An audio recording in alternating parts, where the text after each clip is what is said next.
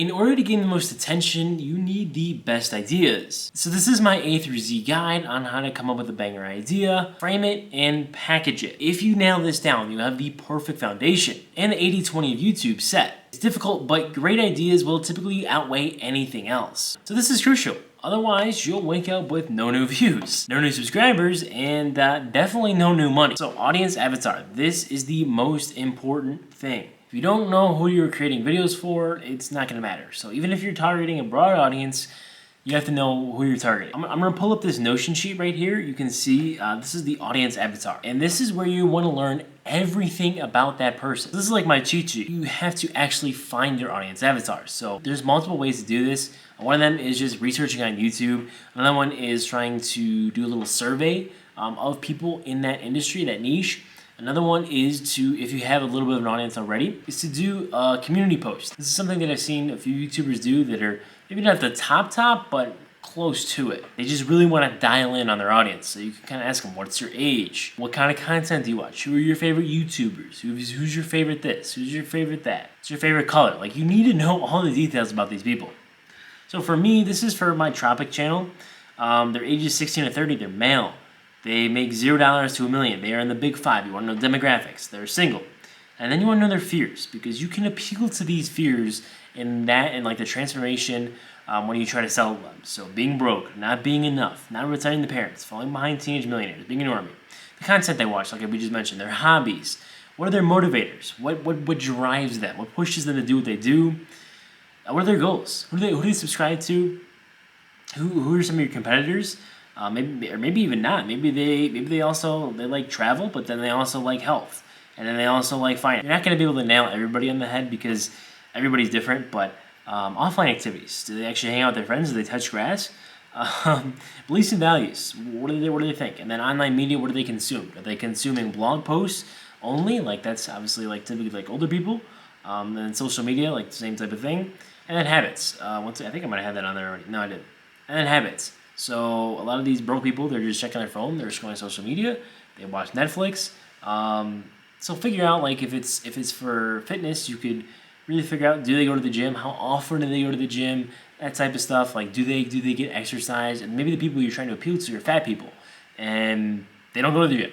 What do they eat? What do they watch? You know, figure everything out about them so you can really cater your content towards them. And you have that audience avatar in mind. And obviously, adding on to this, you want to target the broadest version of that person possible. But you want to know the specifics, but then you want to kind of funnel it out when you think of that person. But you still need to know the specifics. That way you can create a very clear picture of who that broad person is. So another way to find like your audience avatar is maybe look on like Reddit. Just look up like common questions, common objections in your niche. Think logically, like...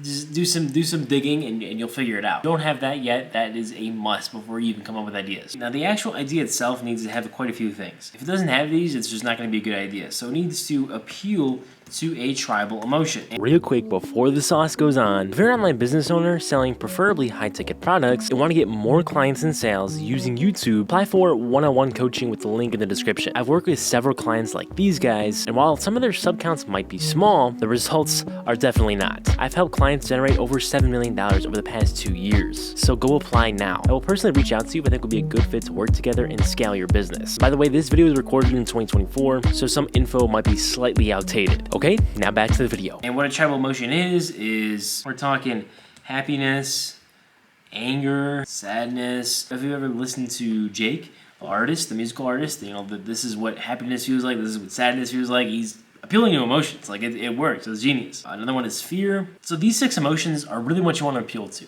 You want to have that general feel, like surprise, just continual surprise throughout the video. You want to appeal to their fears.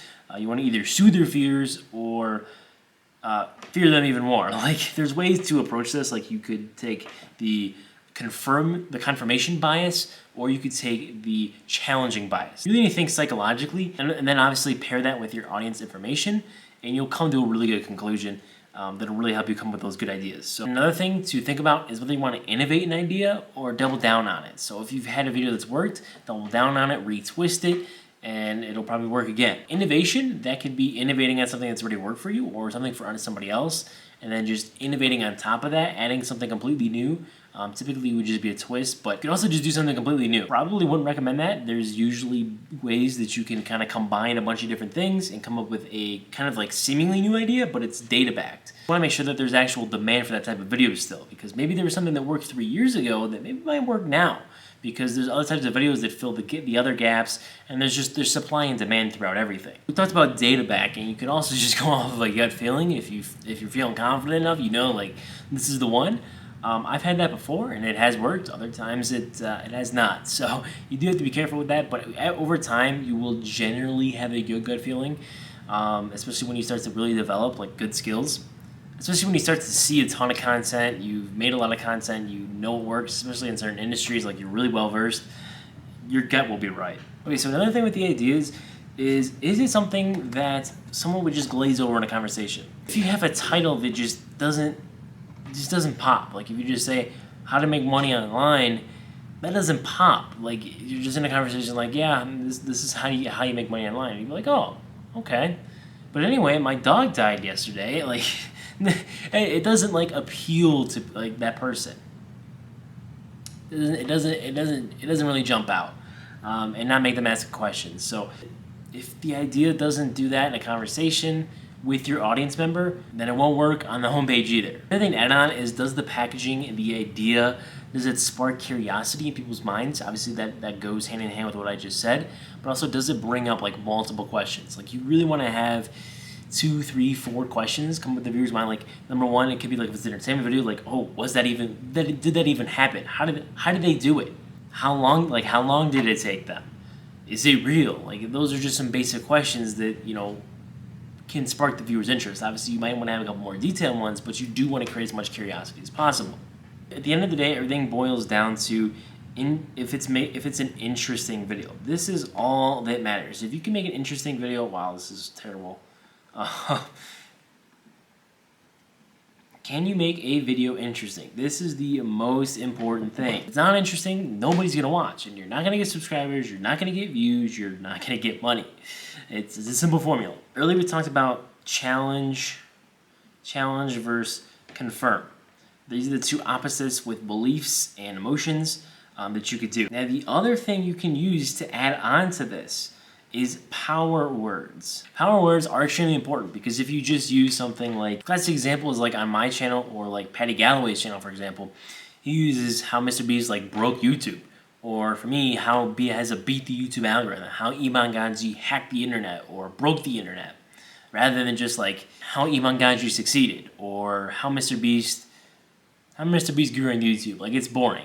So instead, use a power word like how Mr. Beast broke YouTube, how he solved YouTube, how he beat YouTube, how he abandoned YouTube. Like big power words that just, they just have a little more oomph behind them that can really spark those emotions. A lot of stuff comes back to that psychology and emotions. So if you're creating entertainment videos, write down like a list of a big spectacle. So let's say jumping off a cliff. I don't know if that's always my example, but then you're going to want to come up with a bunch of different variations from that. So like I survived jumping a cliff. So you have, maybe that's a bucket that works on your channel, the I survived. I survived jumping. I tried cliff jumping. I tried cliff jumping. Another one could be like, well, this one's a little wild. So I jumped off a cliff. This was not really conventional. Yeah, you'll have a wild card in there. Like you'll try to come up with some different stuff. It could be like I tried cliff jumping for 24 hours. Like add in your buckets, 24 hours. Maybe that's like your typical challenge video. So this is like, once again, this is for entertainment video, but this also works for educational. Maybe it's like, can you survive jumping off a cliff? And that's like a documentary. It's like science-backed, data-backed. I'm just spitting out ideas here. They're probably not the greatest, but you can kind of see like cliff jumping, and then you come up with a different frame for it. Like that's the main thing. You want to come up with a bunch of different frames and then figure out which one appeals to the emotions, the psychology, your audience the best, and then run with that. Obviously, you may not pick the best one. That's why there's A/B testing. That's why you can change your stuff if it's a 10 out of 10. But so you're not gonna be right every time, but this is how you can definitely accelerate the process of being right. Another thing is this remarkable? So can you survive jumping off a cliff? That is, I mean, it's fairly remarkable. It's like maybe what would be even more remarkable would be like, I jumped off 100 cliffs without dying. That's pretty remarkable. I think if you said that in a conversation, bring that back to our point earlier, yeah, that's, what? Excuse me? You jumped off 100 cliffs? That's remarkable. So, once again, this is an extreme example. This isn't the greatest one, but you guys kind of see where I'm going with this. You gotta make that person in the conversation stop and be like, what?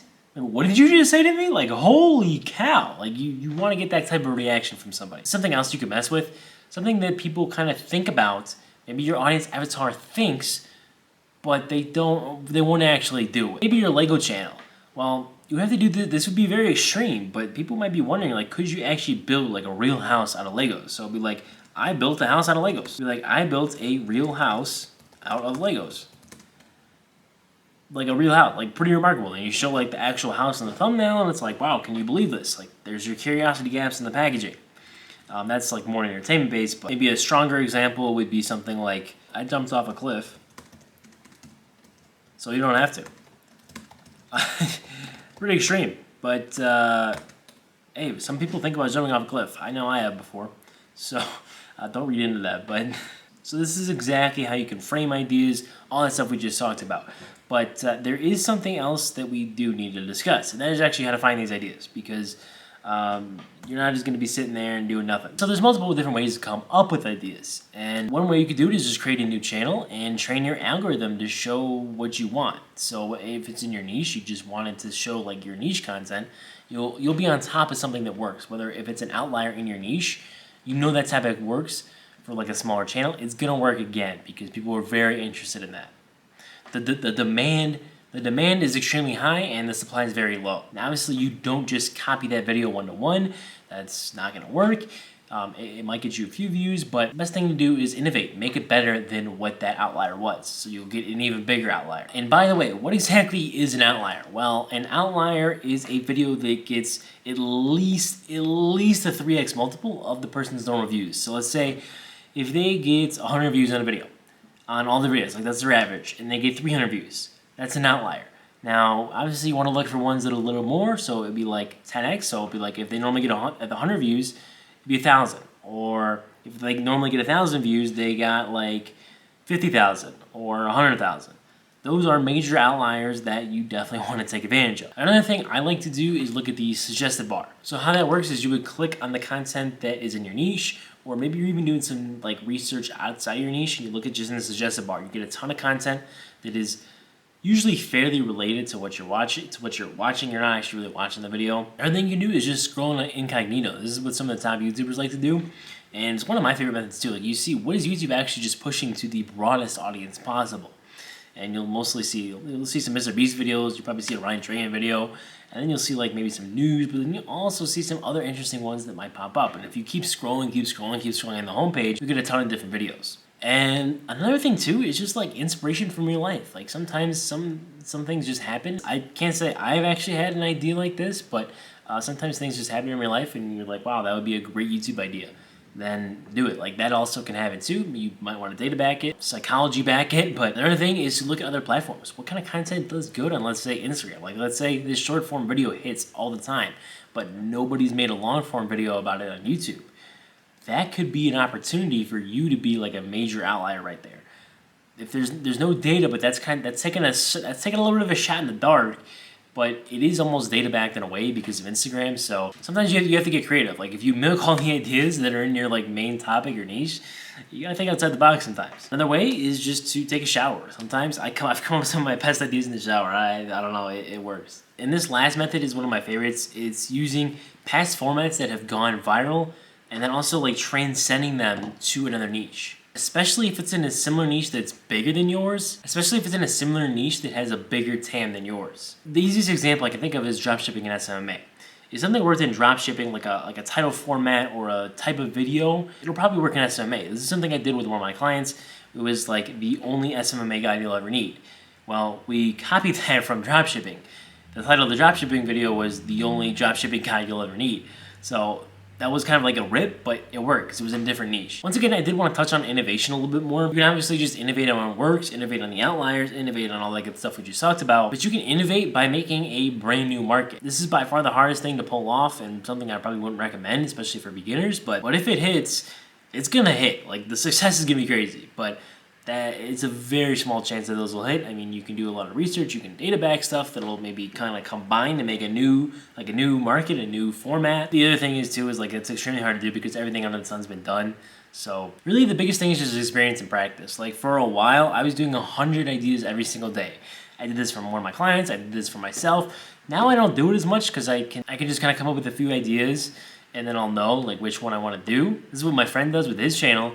We're actually competitors, but what he does is he'll literally ask his audience. He'll like come up with 3 titles, 3 like ideas, and it'll be like, which one do you want to watch? And then he just makes the video that they want to watch, and it's worked out pretty well for him. That's a method of like data backing the idea in a sense, but you still have to find those ideas and frame those ideas before you present it to the audience. Now, a big thing I want to touch on is that obviously you can practice, you can do all this stuff, but you really have to understand why these formats or why these outlier videos or why these viral videos actually went viral and did so good. Some people will just look at the video and assume the title did it or that the thumbnail did it. Well, that's not always the case. You have to understand why that video did so well.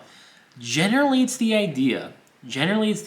But not always. Sometimes the video itself is just so good. That's typically not the case, and sometimes it's not even the title. Like the title is how you frame that idea, so it can be a very good indicator because I've seen some terrible thumbnails that were paired with a great idea, great title, and they still did well. Other times it's just the thumbnail. Generally, the packaging will be why, but not all the time. The key here is to go deep into why this title worked, why this thumbnail worked, and then look inside of that thumbnail, look inside the psychology. Why did this appeal to this audience? And really dig deep and uncover everything so you know why it worked, and then you can apply that to your own ideas. I mentioned this a little bit before, but you want to create curiosity gaps in the framing and the packaging. So to reiterate this and emphasize this a little bit more on the thumbnails, really try to create those questions in the viewer's minds. Same with the title. One common way to do this, especially like the documentary niche, is to really just ask a question. What happened to the Mr. Beast winners? What if Mr. Beast ran for president? Those are very simple like things like wow, like you know, what would happen if Mr. Beast actually did run for president? Like what would happen? So once again, there are multiple ways to do this. You just have to figure out what works best for your specific audience. The key to the packaging, the framing, is by presenting a question to the viewer that can only be answered if they click that video. That will literally force viewers to click your video. That is the key to success here. It lines up when you have the idea, the framing, and overall the packaging that hit on all 3 levels.